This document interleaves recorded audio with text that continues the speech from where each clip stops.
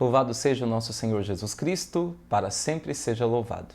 Seja muito bem-vindo. Nesse vídeo vamos refletir sobre a liturgia da palavra do 25º domingo do tempo comum do ano A.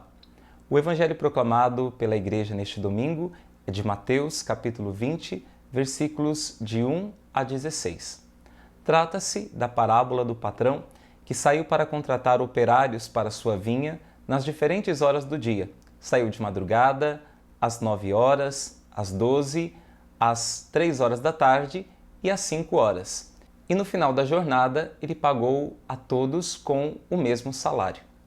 Diante disso, os que foram contratados nas primeiras horas do dia resmungaram porque o patrão os igualou aos que foram contratados nas últimas horas. Em síntese, este evangelho nos ensina duas grandes lições. A primeira é que os desígnios de Deus nem sempre são compreensíveis por nós. Os desígnios de Deus superam a nossa capacidade de compreensão porque os critérios de Deus são diferentes dos critérios humanos. E na sua providência, ele vai muito mais longe do que às vezes a nossa inteligência e a nossa lógica conseguem penetrar. A segunda grande lição é de que nós não devemos sentir inveja pela graça alheia, pelo bem que o outro recebeu.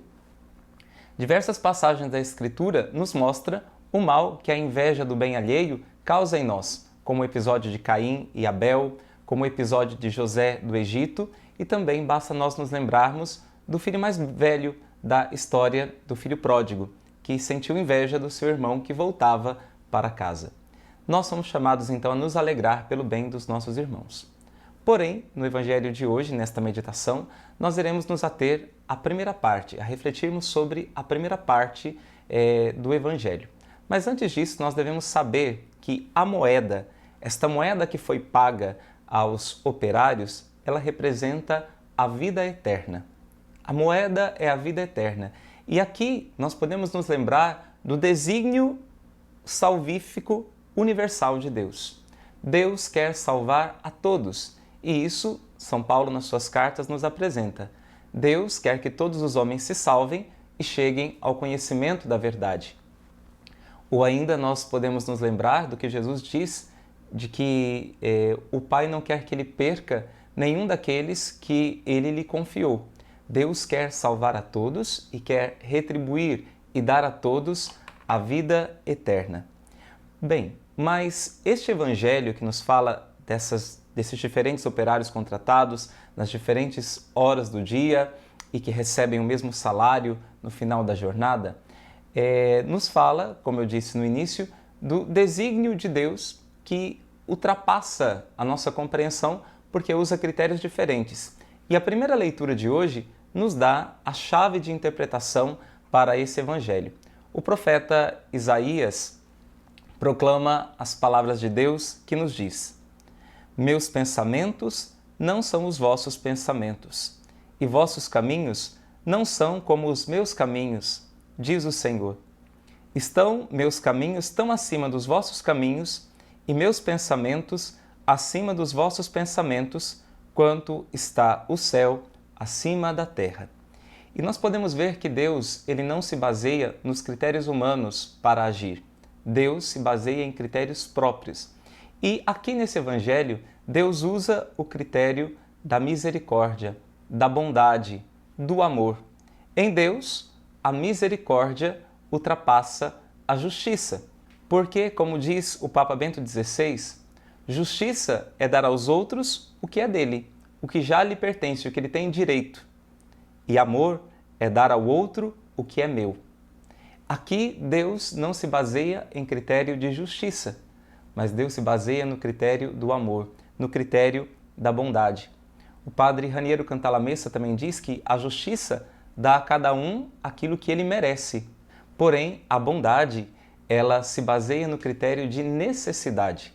Deus não se deixa vencer em generosidade e se baseia no critério do amor, da misericórdia, da bondade que sai de si para fazer o bem para os outros.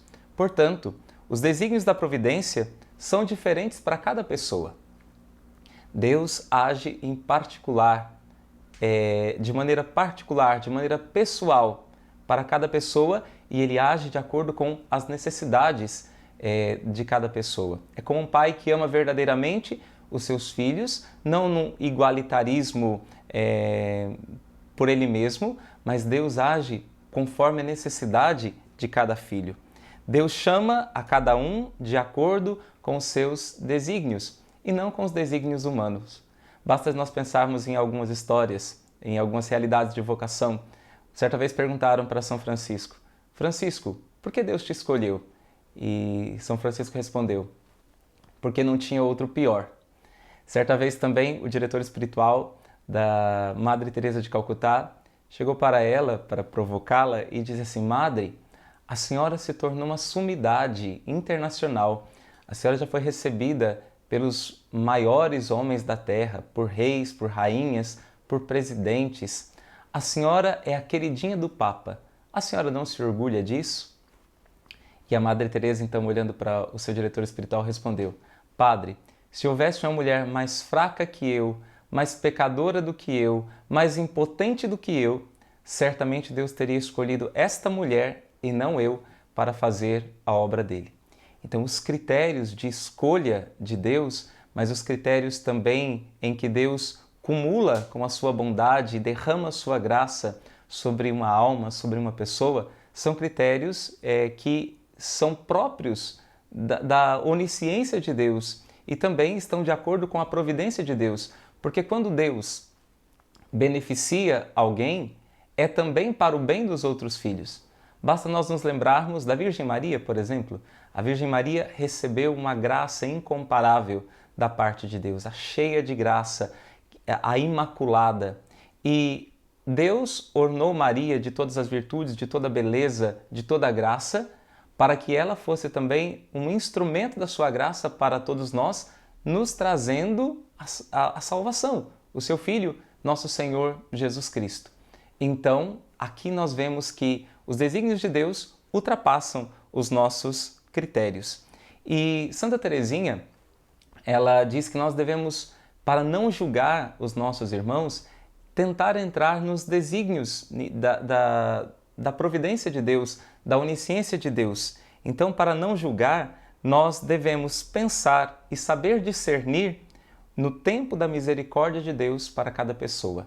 Quando nós olhamos para alguém que de repente não está como nós gostaríamos, não faz aquilo que nós gostaríamos, então nós pensarmos que ainda não chegou o tempo do Kairós, da graça de Deus agir na vida daquela pessoa e que Deus ainda irá chamá-la. E isso é muito importante porque os desígnios de Deus ultrapassam os nossos pensamentos. Outra realidade bonita dessa liturgia é a respeito do chamado, da vocação, do trabalho que nós somos chamados a realizar. A primeira leitura diz: buscai o Senhor enquanto Ele pode ser achado. Nos fala desta busca que nós devemos ter por Deus. Mas uma coisa é muito importante: antes de nós buscarmos a Deus, foi Ele que nos buscou. E o Evangelho, então, complementa e acrescenta esse dado que é anterior. Antes de nós buscarmos o Senhor, é Ele que sai ao nosso encontro. O Evangelho nos diz: o reino do céu é como a história do patrão, que saiu de madrugada para contratar trabalhadores para a sua vinha. Então nós podemos saber aqui que é Deus primeiro quem sai para nos buscar. É Deus primeiro quem vem ao nosso encontro e inflama o nosso coração com o amor dele para que depois nós possamos sair ao seu encontro. São João da Cruz nos diz que se a alma procura o amado, muito mais o amado a procura. Deus nos procura muito mais do que nós mesmos procuramos a Ele. E nós só podemos procurar a Deus porque, em primeiro lugar, Ele nos procurou e acendeu no nosso coração a chama do seu amor.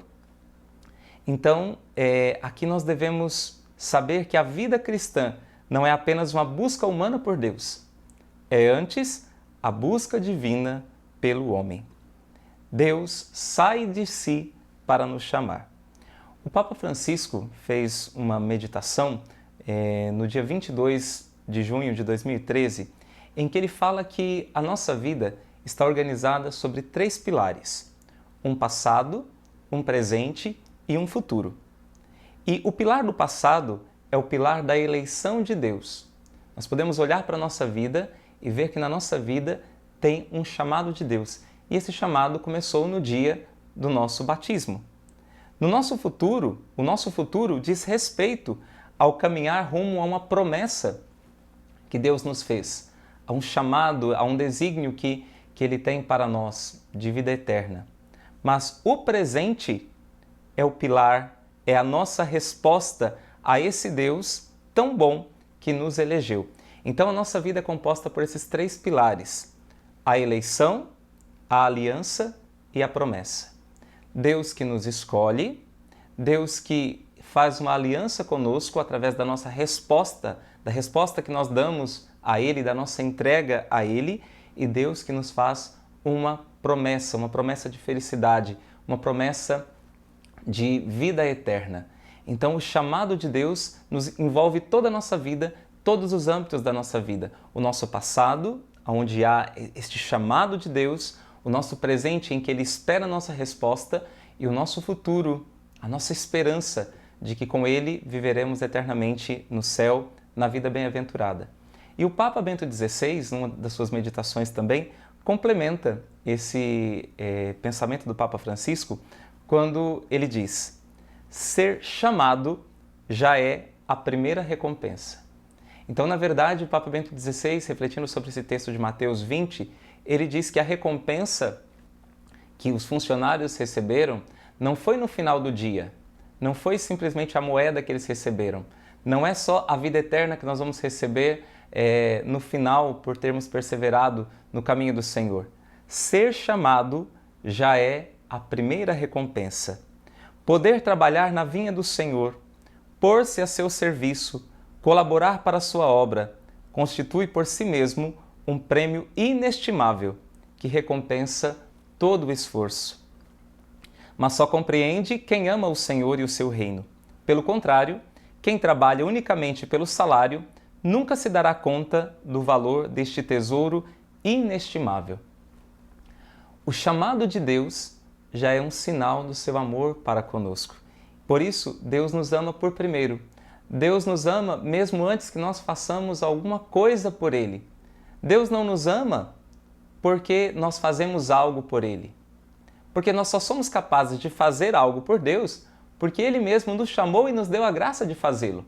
Então, o amor de Deus, a eleição de Deus está antes de qualquer obra que nós fazemos. Então, é muito bonito nós pensarmos isso, que o próprio chamado já é um sinal grandioso do amor de Deus por nós. Ele nos deu o grande dom de estarmos a seu serviço. Por isso, os santos padres, lá no início da igreja, depois Santa Catarina de Sena, na Idade Média, também repetiam muitas vezes: servir a Deus é reinar. Estar no serviço de Deus já é estar reinando com Deus, já é motivo para nós de tanta alegria, porque o chamado para o serviço de Deus denota um amor de Deus para conosco.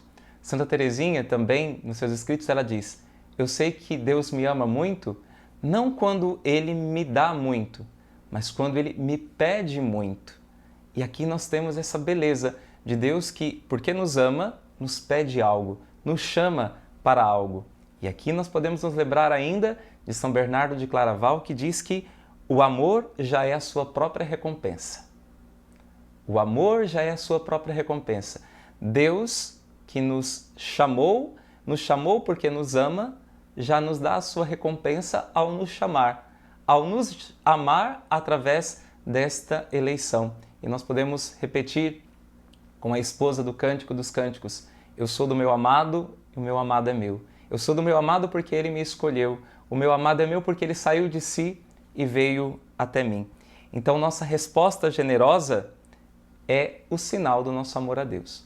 O chamado de Deus por nós, para nós, é o sinal do seu amor.